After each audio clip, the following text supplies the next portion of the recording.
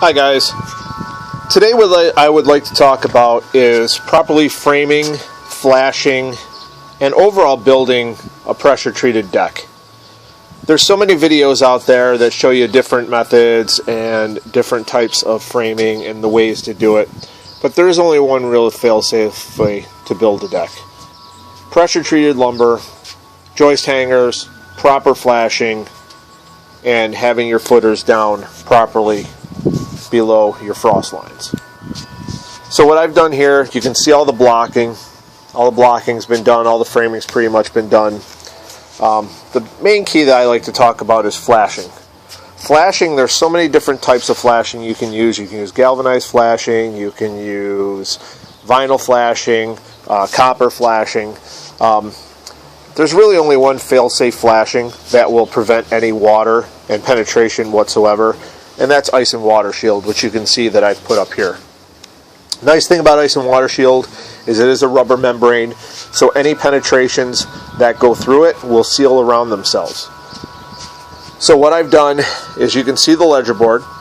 The ledger board does have 3/8 inch lag screws into the ledger of the house, or the rim joist if you will, and there is behind that ledger board there is Ice and Water Shield. So what I've done is I've run Ice and Water Shield behind the ledger board, attached the ledger board, and then ran Ice and Water Shield up the side of the house and then over the edge of the ledger board.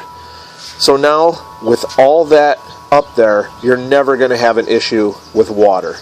That rubber membrane is going to last forever. The fact that even with the lag screws going through there, those have self-sealed, so there won't be any water getting into the house through there. When I pulled off the old deck, that's what happened. There was no proper flashing, so I'm like, you know what? Let's do this properly. So you can see joist hangers on there. That's another important thing. Always have your joist hangers on your ledger board. Also, as far as joists and proper security and really building the deck the way you need it, these are very important. Joist ties. These will keep this deck here forever. Some places don't require it, some do.